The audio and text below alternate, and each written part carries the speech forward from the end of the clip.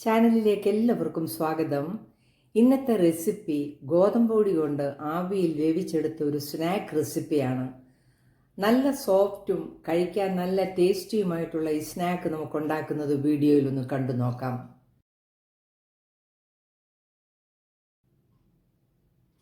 ഈ സ്നാക്ക് ഉണ്ടാക്കുന്നതിന് ഞാൻ 2 കഷ്ണം ശർക്കര എടുത്തിട്ടുണ്ട്. ഇത് ഈ പാത്രത്തിലേക്കിട്ട് ഒരു 1/2 കപ്പ് വെള്ളവും കൂടി ഒഴിച്ച് നല്ലതുപോലെ ഇത് മെൽറ്റ് ചെയ്തെടുക്കാം.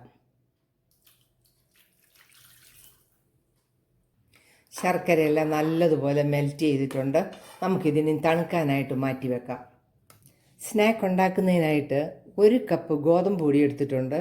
ഇതിലേക്ക് 1 ടീസ്പൂൺ ബേക്കിംഗ് പൗഡർ ഇട്ട് കൊടുക്കാം. 1 പിഞ്ച് ഉപ്പും കൂടി ഇട്ട് കൊടുത്തിട്ട് നമുക്കിതൊരു ബൗളിലേക്ക് ഒരു അരിപ്പയെ കൂടി ഒന്ന് അരിച്ചിടാം. കേക്കിനൊക്കെ ചെയ്യുന്നത് പോലെ ഒരു 2 പ്രാവശ്യമൊക്കെ ഇങ്ങനെ ചെയ്യുമ്പോൾ നമുക്ക് ഈ ബേക്കിംഗ് പൗഡറും ഉപ്പും എല്ലാം ഈ ഗോതമ്പ് പൊടിയായിട്ട് നല്ലതുപോലെ മിക്സ് ആകും.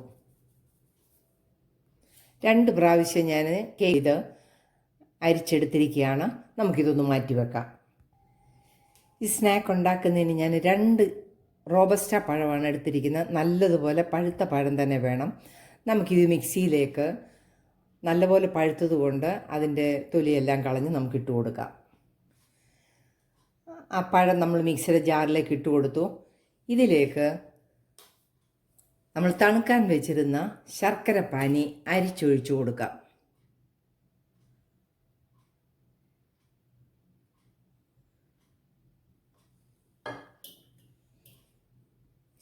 ആ ശർക്കര പാനി മുഴുവൻ നമ്മൾ അരിച്ചൊഴിച്ചു കൊടുത്തു. ഒട്ടും കല്ലും കട്ടയും ഒന്നുമില്ലായിരുന്നു, നല്ല ശർക്കരയാണ്. ഇതിൻ്റെ കൂടെ 2 ടേബിൾ സ്പൂൺ നെയ്യും കൂടെ ഒഴിച്ചു കൊടുക്കുക. നെയ്ക്ക് പകരം വെജിറ്റബിൾ ഓയിൽ ഒഴിച്ചാലും മതി. കൂടെ തന്നെ 1 ടീസ്പൂൺ വാനില എസൻസും കൂടെ ഒഴിച്ചു കൊടുക്കുക. ഏലക്കാപ്പൊടി ഇട്ടാലും മതി. ഞാനിപ്പം ഇതിന് വാനില എസൻസാണ് ഒഴിച്ചിരിക്കുന്നത്. ഇത് നല്ലപോലെ നമുക്കൊന്ന് അടിച്ചെടുത്തുകൊണ്ട് വരാം. പഴവും ശർക്കരയും കൂടെ നമ്മൾ അടിച്ചെടുത്തുകൊണ്ട് വന്നിട്ടുണ്ട്. ഈ മിക്സിനി നമുക്ക് അരിച്ചെടുത്ത് വെച്ചിരിക്കുന്ന ഗോതമ്പ് പൊടിയിലേക്ക് കുറേശ്ശെ ഇട്ട് കൊടുത്ത് മിക്സ് ചെയ്യാം. നമുക്ക് കുറേശ്ശെ ഒഴിച്ചു കൊടുക്കാം.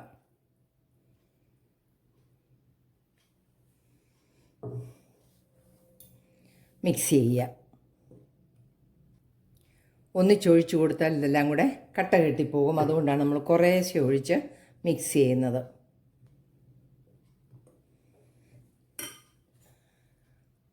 ബാക്കിയുള്ളത് മുഴുവൻ നമ്മൾ ഒഴിച്ചു കൊടുത്തു മിക്സ് ചെയ്യാം.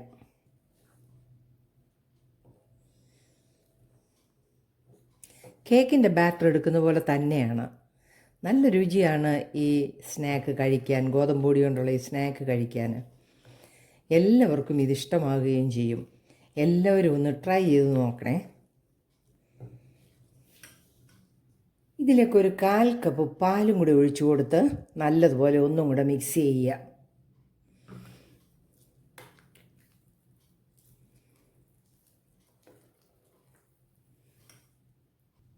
നല്ലതുപോലെ നമ്മൾ മിക്സ് ചെയ്തെടുത്തു.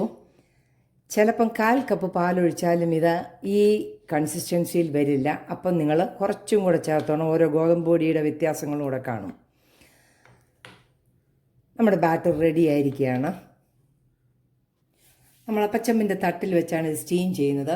അതിനായിട്ട് ഞാൻ അതിൻ്റെ ഏറ്റവും മുകളിൽ വെക്കുന്ന തട്ടെടുത്തിട്ടുണ്ട്. ഇതിലേക്ക് ഈ ബാറ്റർ ഒഴിച്ചു കൊടുക്കാം. നമുക്ക് മാവ് ഒഴിച്ചു കൊടുക്കാം.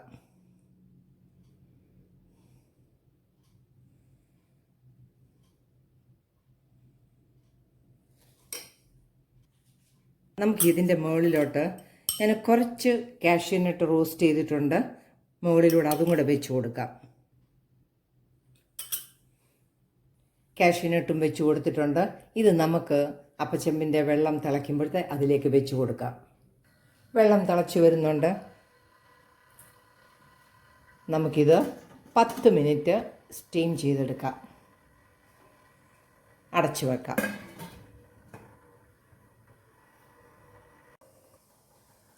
10 മിനിറ്റായി. നമുക്ക് ഈ സ്നാക്ക് ഒന്ന് നോക്കാം. നല്ലതുപോലെ വെന്തിട്ടുണ്ട്. നമുക്ക് ഈ സ്നാക്ക് തണുക്കാനായിട്ട് വെക്കാം. പഞ്ഞി പോലുള്ള ഗോതമ്പ് പൊടി കൊണ്ടുള്ള സ്നാക്ക് റെഡി ആയിരിക്കുകയാണ്. വളരെ ഈസി ആയിട്ട് നമ്മൾ നെയ്യൊക്കെ പുരട്ടിയ തട്ടത്തിൽ പുരട്ടിയേക്കുന്നതുകൊണ്ട് തൊടുമ്പോഴേ നമുക്കത് എടുക്കാൻ പറ്റിയതാണ്. നല്ല സോഫ്റ്റായിട്ടുള്ള ഒരു റെസിപ്പിയാണ്. എൻ്റെ റെസിപ്പി ഇഷ്ടമായാൽ ചാനൽ ലൈക്ക് ചെയ്ത് സപ്പോർട്ട് ചെയ്യണമേ. നല്ല നല്ല വീഡിയോയുമായിട്ട് വരുന്നത് വരെ ബായ്.